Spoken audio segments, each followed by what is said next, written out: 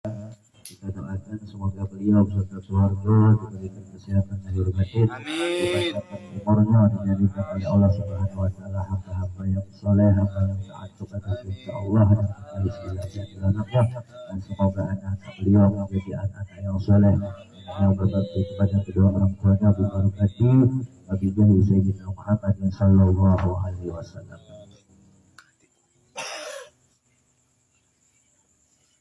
Syukur kita kepada Allah Subhanahu wa taala dengan rahmat yang sangat luar biasa yang Allah berikan kepada kita dengan cara kita bergembira atas lahirnya baginda Nabi Muhammad sallallahu alaihi wasallam yang setiap harinya, yang setiap tahunnya kita peringati di bulan Rabiul Awal ini. Ini menunjukkan bahwasanya kita sebagai umatnya baginda Nabi Muhammad sallallahu alaihi wasallam bergembira, menyambut yang gembira, bahagia atas rahmat yang sangat besar yang Allah berikan kepada kita. Berbeda dengan makhluk yang dilaknat oleh Allah Subhanahu wa taala, yaitu iblis laknatullah. Dikatakan bahwasanya iblis itu pernah nangis dengan sangat kerasnya, nangis yang sangat keras, nangis yang sangat dahsyat sebanyak 4 kali. Yang pertama hina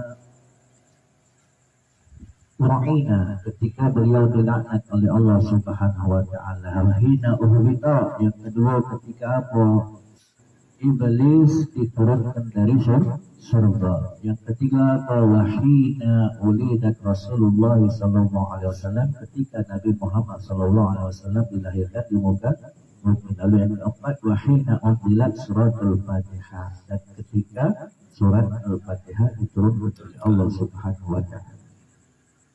Okay. Jadi jangan sampai kita pecah iblis. Ketika ada perayaan Maulid seharusnya kita bergembira. Disitulah kita mengagungkan baginda Nabi Muhammad sallallahu alaihi wasallam. Di situ kita memuji baginda Nabi Muhammad sallallahu alaihi wasallam. Namun jangan pula kita mengatakan bahwasanya mereka yang tidak pernah hadir majelis Maulid, mereka yang tidak pernah mengadakan Maulid Nabi, terus katakan bahwasanya mereka benci dengan Nabi Muhammad. Dengan tetap kita berbaik sangka, meskipun mereka tidak pernah hadir di majelis Maulid, meskipun mereka tidak pernah mengadakan Maulid Nabi, ya mungkin masih tetap ada rasa cinta mereka kepada baginda Nabi Muhammad sallallahu alaihi wasallam. Itu pun juga kita yang sudah hadir majelis Maulid, sudah mengadakan majelis Maulid Nabi sallallahu alaihi wasallam, jangan sombong seakan-akan kita ini adalah umatnya baginda Nabi Muhammad sallallahu alaihi wasallam yang mencintai Nabi. Karena apa perlu kita tanyakan kepada diri kita. Jangan kita tanya apa yang kita dapat setelah Maulid, tapi apa tanya ke dalam diri kita apa yang telah kita berikan untuk acara Maulid.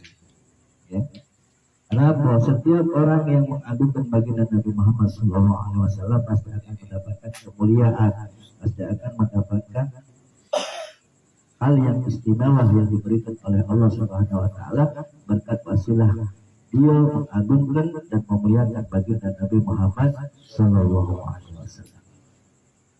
Apalagi di akhir-akhir ini, di zaman sekarang ini banyak sekali ada kelompok-kelompok yang mana mereka mengaku Islam tapi mereka benci dengan Maulid Nabi Muhammad sallallahu alaihi wasallam. Sudahlah, yang penting jangan sampai pemahaman mereka meracuni pemahaman itu. Intinya adanya peringatan Maulid baginda Nabi Muhammad SAW bisa menjadi penghantar wasilah untuk kita lebih mencintai baginda Nabi Muhammad SAW, untuk kita bisa mengharap, bisa mendapatkan daripada hidayahnya dan rahmatnya Allah Subhanahu wa taala.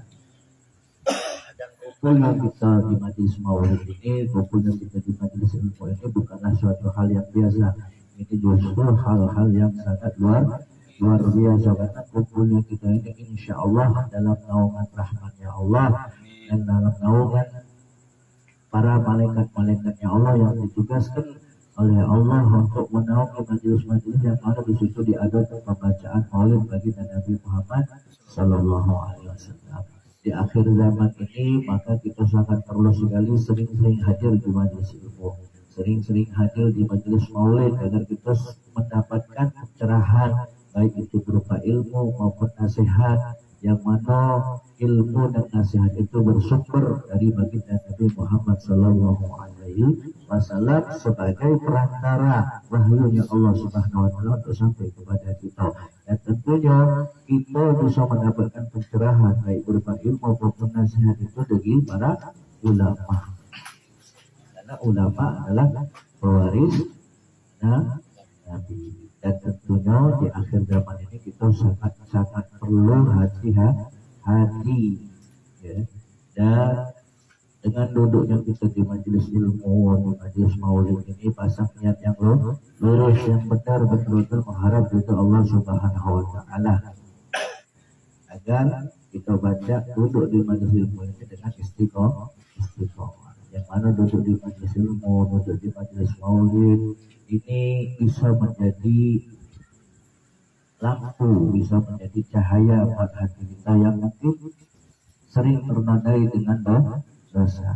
Dan dengan adanya kita hadir majelis, baik majelis maulid maupun majelis ilmu, maka hati kita menjadi cerah lagi, bisa terang. Dan di akhir zaman ini sungguh banyak fitnah-fitnah yang jadi banyak tipu-tipu muslihat, banyak berita-berita hoax.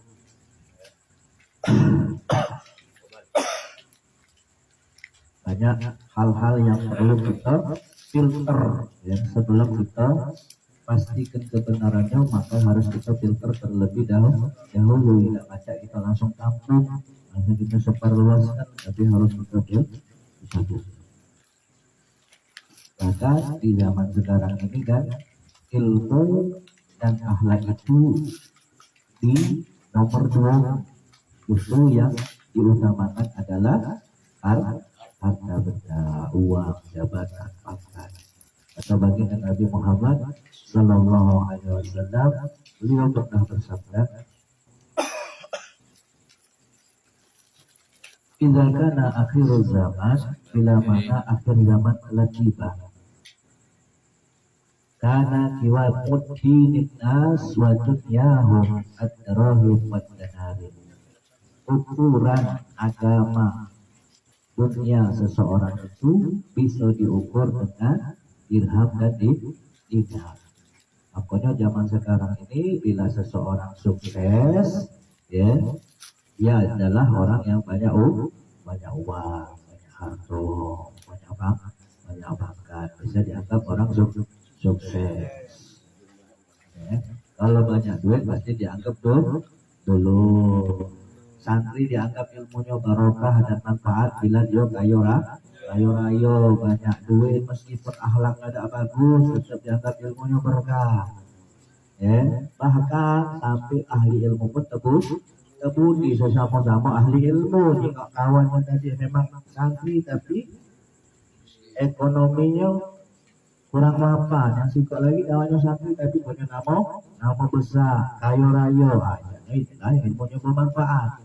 Karena pandangan uang sekarang, kalau di akhir zaman itu uang itu adalah segalanya. Agama dianggap, ilmu, akhlak itu sudah tidak dianggap lagi, sudah tidak dianggap sesuatu kemuliaan. Yang dianggap mulia dan diberikan penghormatan itu tak bila mana kita punya duit, punya bulu. Jangan heran bila mana di saat itu butuh, jangan dulur lari kawan lagi beli. Tapi kita yang sudah duduk di majelis ilmu, ya, diberikan, insya Allah diberikan keistiqomahan oleh Allah Subhanahu Wa Taala, ya jangan sampai kita terpengaruh gara-gara duit, baju persaudaraan kita terpecah. Tetap modal untuk menjadi orang yang mulia di sisi Allah Subhanahu Wa Taala adalah ilmu dan akhlak. Yang mana dengan ilmu dan akhlak itu dapat menghantarkan seseorang dalam posisi takwa kepada Allah Subhanahu Wa Taala, meskipun di sekarang ini kita posisinya masih berejo, masih begoyo.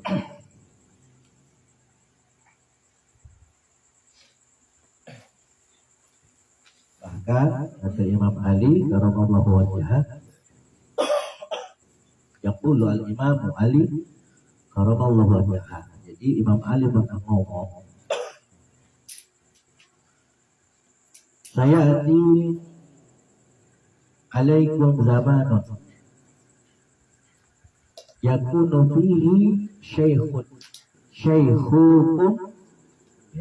syekhukum hasibun, akan datang kepada kamu satu masa yang mana di masa itu orang tua di antara kamu adalah pelaku dosa.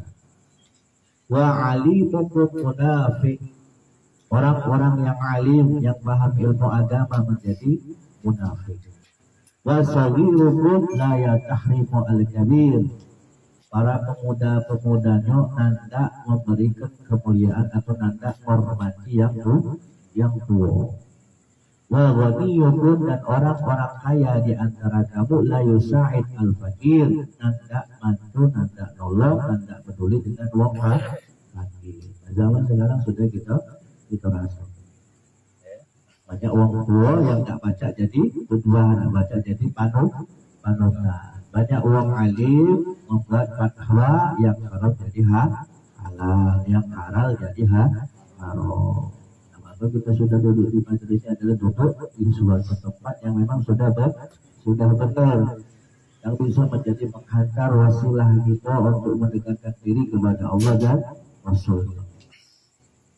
Sampai Rasulullah SAW pernah bersabda, yang hadisnya ini pernah diriwayatkan oleh Abu Hurairah, sahabat Anas bin Malik,